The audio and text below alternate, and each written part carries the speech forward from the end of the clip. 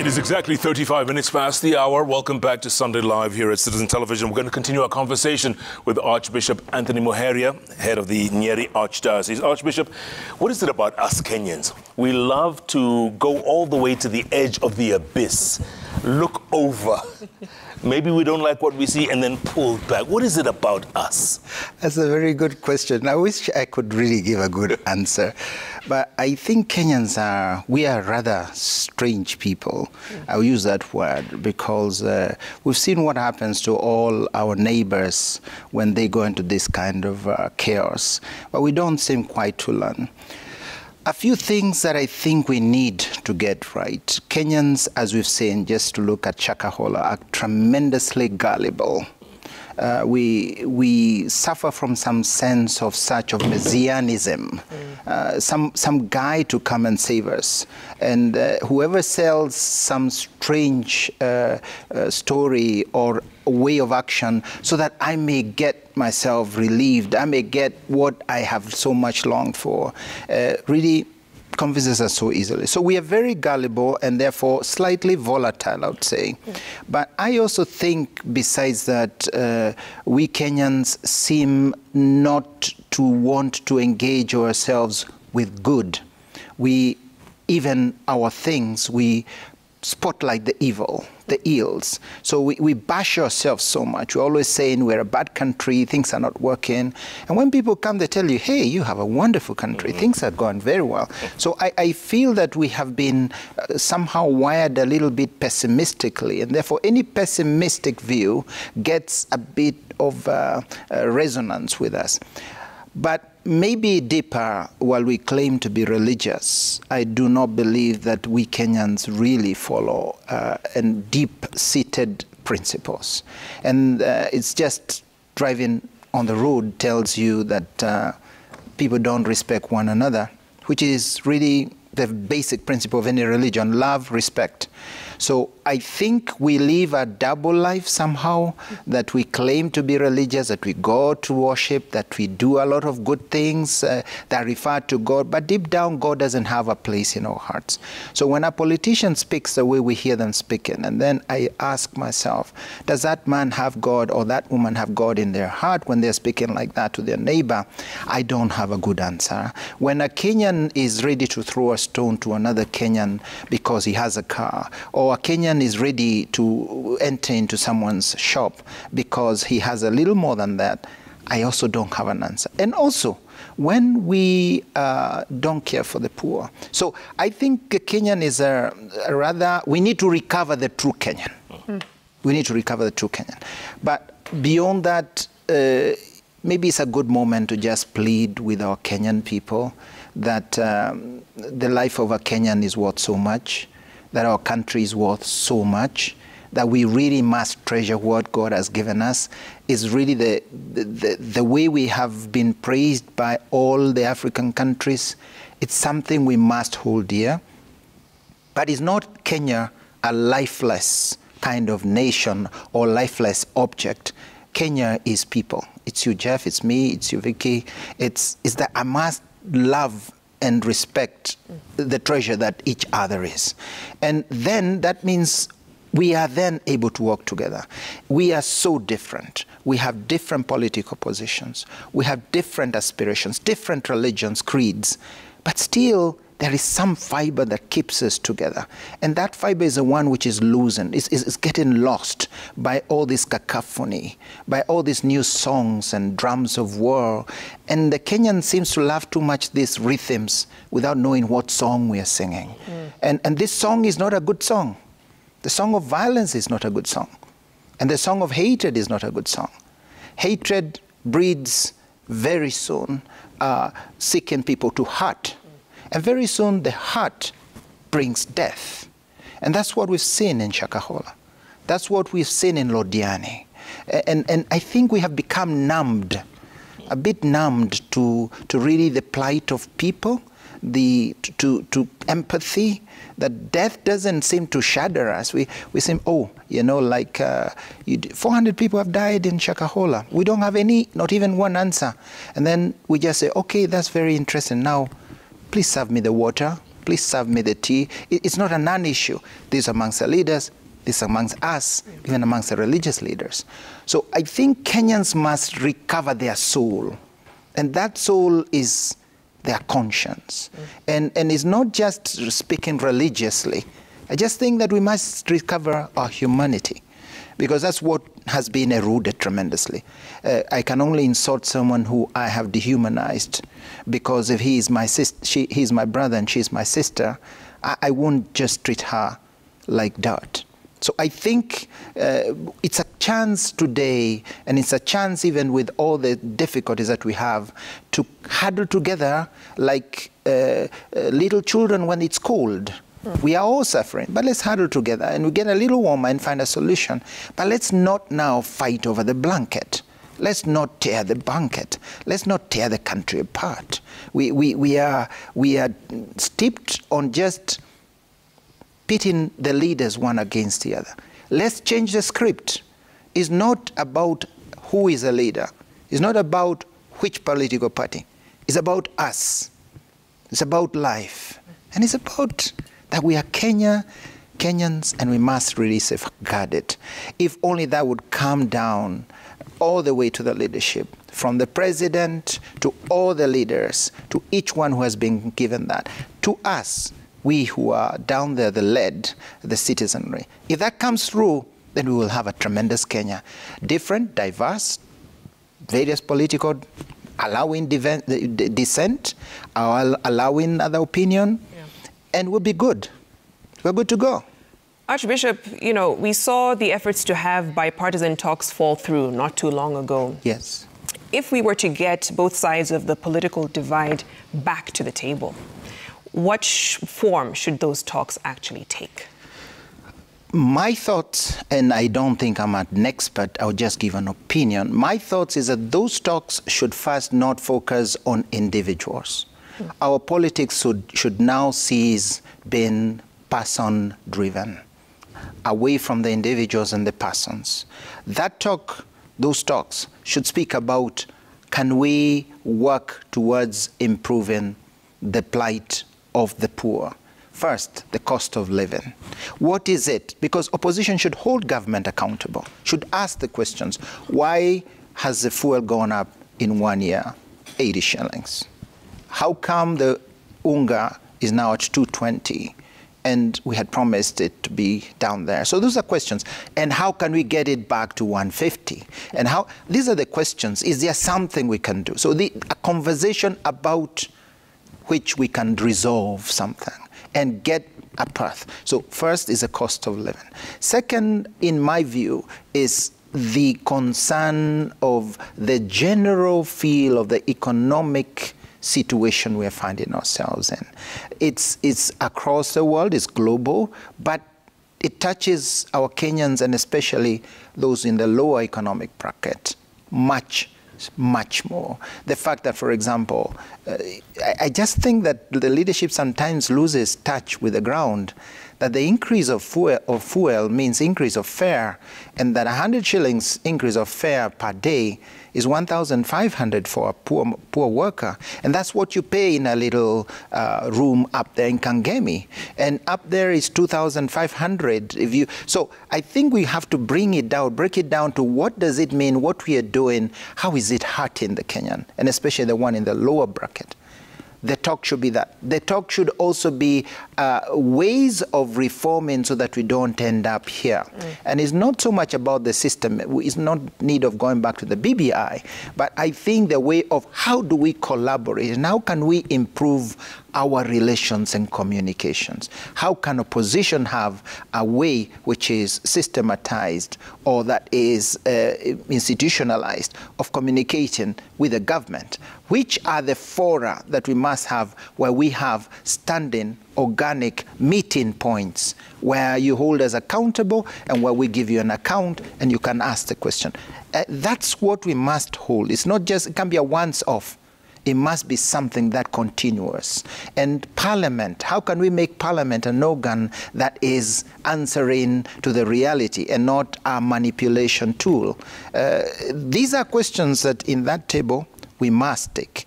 Finally, I think it's important that we do not have a politic that is based on election cycle. That every time we're looking at 2027, after 2027, that's not politics, because it's skewed. It's a prism that you can't see. So let's not speak about individuals and personalities.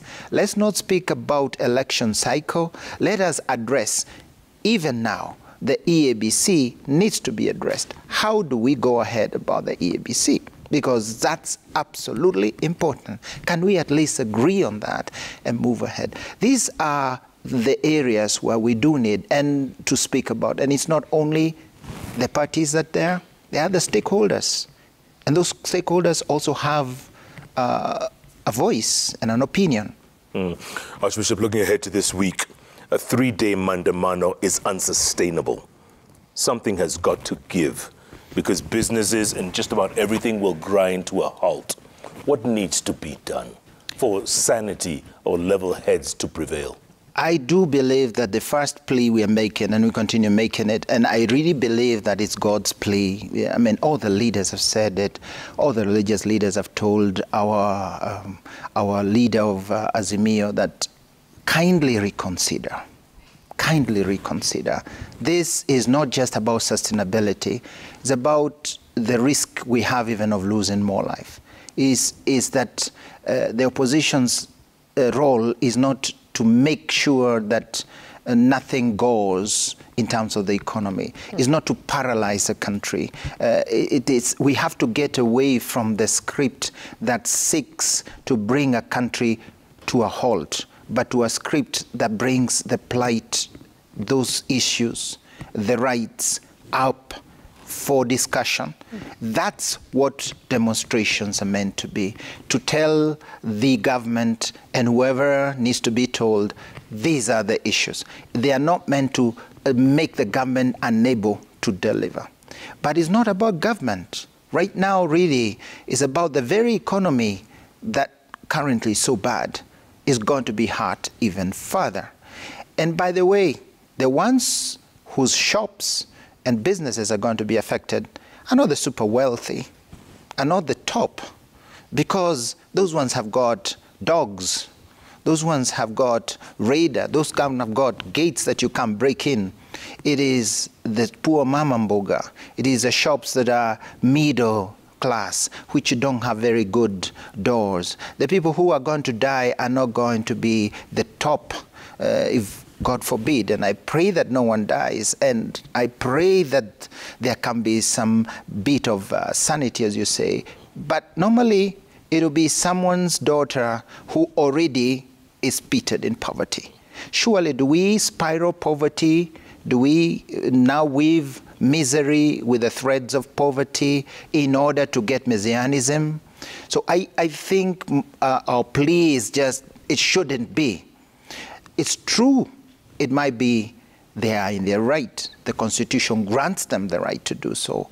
That we do not contest. But I do believe there is more than the Constitution. That's called conscience. Does my conscience tell me that it's worth risking all these people's life? Does my conscience tell me that it is worth pushing a country economy to a halt? On the other hand, we also are saying the police must learn to be very humane. It's not acceptable to use live bullets, even in these circumstances. We do realize a number of them were threatened with life, surely, but I do not think we can condone the use of live ammunition. We cannot condone brutality of the police, even with people who are doing ill. We must contain using new ways. So my plea, and our plea as religious leaders, is from our leaders of Azimio and those who are pressing for demonstration, please reconsider. It's not about paralyzing our nation. It's not about crashing our nation. Give your plight, your issues, and explain them. You don't have to kill the whole economy in order to show that you had a point. Archbishop, I have to ask this because, as long as some people's interests are not served, and we've seen this bad blood, if you will, kind of continue from the last general election. We're almost a year after that, and we're still having to deal with that push and pull between the both sides of the political divide. But what do you say to the two? Because what many people would say at the crux of this issue is not the cost of living, it's really a piece of power that some are trying to agitate for. And until they get that, this will not cease.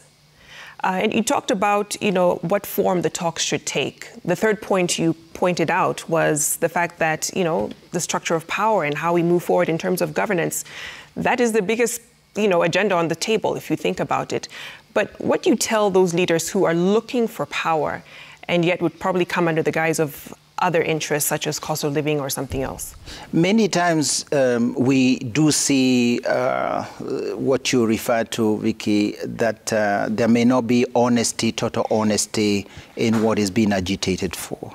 But it's not for us to judge intentions. Obviously, I would be wrong to judge and say, hey, it's not about the poor, it's about you, because I think we should not be judgmental. However, I think there is no doubt that there is a feeling of disappointment and letdown to those who didn't get to the offices they wanted. And it's not only about the presidency. It is something we said we should address across the country. Yep. There were many losers, and those who lost elections or who didn't capture the seats they were seeking have a trauma they're going through. They have to be helped to accept the role that they now have until the next election.